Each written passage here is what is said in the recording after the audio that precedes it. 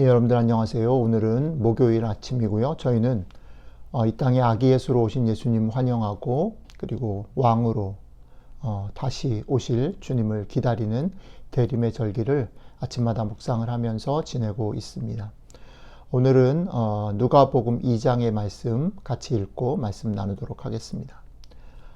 예루살렘에 시므온이라 하는 사람이 있으니 이 사람은 의롭고 경건하여 이스라엘의 위로를 기다리는 자라. 성령이 그 위에 계시더라.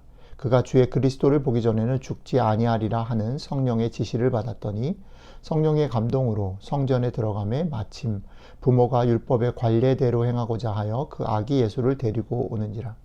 시므온이 아기를 안고 하나님을 찬송하여 이르되 주제여 이제는 말씀하신 대로 종을 평안히 놓아주시는도다. 내 눈이 주의 구원을 보았사오니 이는 만민 앞에 예비하신 것이요 이방을 비추는 빛이요 주의 백성 이스라엘의 영광이니이다 하니 그의 부모가 그에 대한 말들을 놀랍게 여기더라. 시므온이 그들에게 축복하고 그의 어머니 마리아에게 말하여 이르되 보라 이는 이스라엘 중 많은 사람을 패하거나 흥하게 하며 비방을 받는 표적이 되기 위하여 세움을 받았고 또 칼이 너의 마음을 찌르듯 하리니 이는 여러 사람의 마음의 생각을 드러내려 함이니라 하더라. 또 아셀 지파 바누엘의 딸 안나라 하는 선지자가 있어 나이가 매우 많았더라. 그가 결혼한 후 7해 동안 남편과 함께 살다가 과부가 되고 84세가 되었더라. 이 사람이 성전을 떠나지 아니하고 주야로 금식하며 기도함으로 섬기더니 마침 이때에 나와서 하나님께 감사하고 예루살렘의 속량을 바라는 모든 사람에게 그에 대하여 말하니라. 주의 율법을 따라 모든 일을 마치고 갈릴리로 돌아가 본 동네 나사렛에 이르니라. 아멘. 복음서가 전하는 아기 예수님이 오신 이야기, 그 속에 예수님을 만난 사람들이 여럿 있죠. 동방에서 별을 보던 박사들이 그랬고 또 목자들이 그랬습니다. 그런데 그들의 공통적인 특징은 뭐냐면 그들이 아기 예수 계신 곳으로 찾아와 경배하고 그를 만났다라는 것이죠. 그런데 오늘 우리가 읽은 본문 속에 시므온과 안나는 아기 예수님이 오신 것을 환영하고 만나는 사람의 마지막 사람들인데 이들은 조금 다른 것 같아요. 이들은 그들이 일상을 살았던 그 자리로 예수님이 오셨죠. 시므온과 안나는 그들이 늘 하던 대로 성전에 올라갔고 거기서 그들이 평생 고대하던 메시아를 만나게 됩니다. 이것이 보여주는 메시지가 있는 것 같아요. 믿음을 가지고 기다리며 산다라는 것에 대해서 우리는 이번 대림절 계속 묵상하고 있는데 그것은 어저께 말씀드렸던 것처럼 가슴이 떨리는 그 무엇을 붙잡고 그것을 경험하고 사는 일인 것이 맞습니다. 그 가슴이 떨리는 일이 두려움이든 혹은 설렘이든 무엇이든 간에 믿음을 가지고 기다리며 산다라는 것은 그 가슴 떨리는 것을 붙잡고 또 경험하며 사는 것을 말합니다. 하지만 그 일이라는 것은 어제도 말씀드렸듯이 우리들의 삶에 매일매일 반복해서 일어나는 일이 아닙니다. 자주 일어나는 일이 아니라는 것이죠. 오늘 우리가 읽은 성경 속 시므온과 안나는 그런 약속을 붙잡았고 평생을 그것을 소망하면서 매일매일을 살았다가 이제 그의 생애를 마감하는 그 즈음 어디에서 그것을 실제로 보게 되었습니다.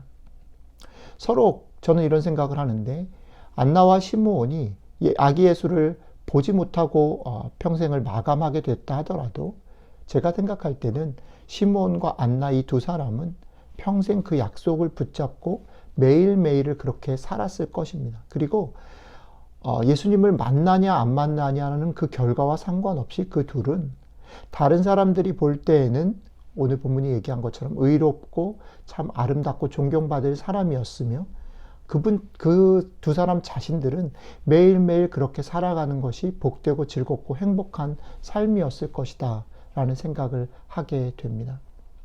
결과가 그들의 삶에 그들의 믿음의 기다림을 보장해 주거나 확증해 주는 것은 아니라는 것입니다. 오히려 그들의 믿음의 기다림의 삶이라는 것은 과정이고 그것 자체, 매일매일 그렇게 살아가는 것 자체인 것이죠.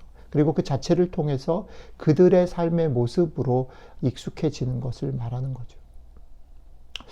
오늘 본문 속에 시므온이 아기 예수를 만나고 나서 하나님께 감사하고 난 다음에 그것을 받아들이기 어려워하는 마리아를 향해서 말하는 장면들을 한번 생각해 보면 좋겠습니다. 이렇게 말하죠. 그의 어머니 마리아에게 말하여 이르되 보라, 이는 이스라엘 중 많은 사람을 패하거나 흥하게 하며 비방을 받는 표적이 되기 위하여 세움을 받았고 또 칼이 너의 마음을 찌르듯 하리니 이는 여러 사람의 마음의 생각을 드러내려 함이니라 하더라. 지금 시므온은 하나님께 이 영광스러운 메시아를 보게 해주셔서 너무 감사하다. 이 메시아를 보내주셔서 감사하다라고 고백한 후에 사실은 그 이면, 그 속, 예수 그리스도의 실제 삶, 이 땅 가운데 오신 예수님의 삶에 대해서 얘기할 때 그 삶이 평탄치 않을 것, 그의 삶 때문에 그의 어머니 마리아가 참 마음 아파할 것에 대해서 얘기합니다. 왜냐하면 예수님의 삶은 마음에 다른 사람의 마음을 찌르듯이 아프게 하고 그것들을 드러내는 삶이기 때문에 멋진 결과와 화려함을 보장하는 삶이 아닌 것이기 때문에 아픈 얘기들을 예언합니다.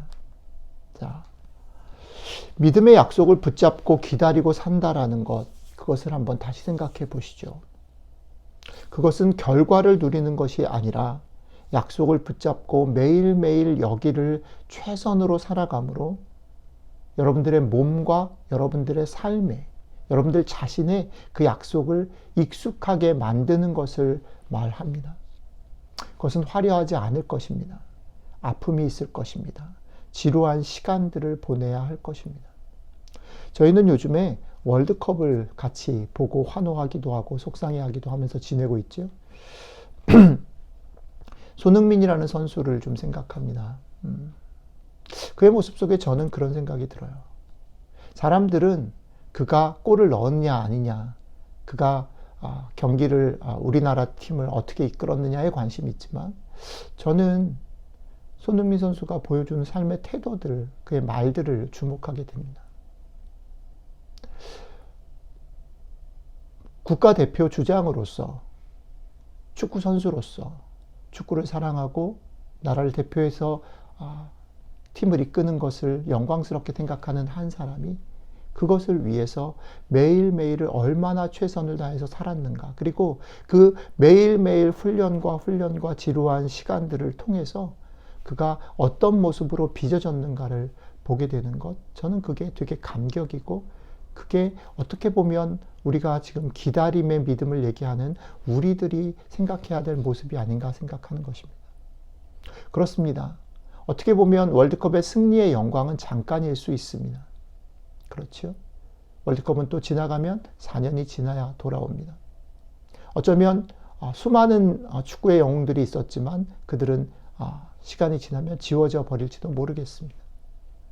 그러나 우리가 기억하는 것은 한 사람이 축구를 사랑하고 정말 최선을 다해서 나라를 위해서 또 대표팀을 이끌었던 한 사람이 어떤 모습으로 어떤 말들을 하며 살았는지를 기억합니다.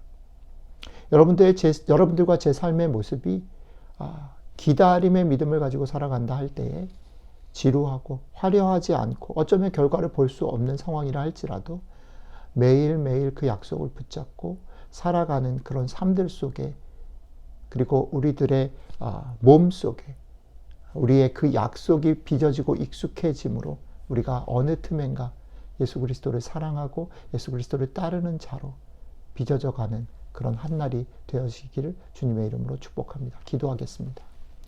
주님, 대림의 시간에 우리의 몸과 우리의 삶이 온전히 주님을 사랑하고 주님을 따르고 주님을 기대하는 몸과 삶으로 빚어지기를 원합니다. 때로는 지루하고 때로는 답답하고 때로는 일어나지 않을 것처럼 두려운 그런 시간들 지나지만 그 시간들 속에 우리는 묵묵히 그 약속을 붙잡고 살아가므로 우리의 모습이, 우리의 말이, 우리의 삶이, 우리의 몸이 그렇게 예수 그리스도를 기다리고 사랑하고 따라가는 것이 즐거움이 되는 삶으로 빚어지게 도와주십시오. 우리 앞서 오셔서 이 땅 가운데 그렇게 살아가신 우리 주님 예수 그리스도의 이름으로 기도드렸습니다. 아멘.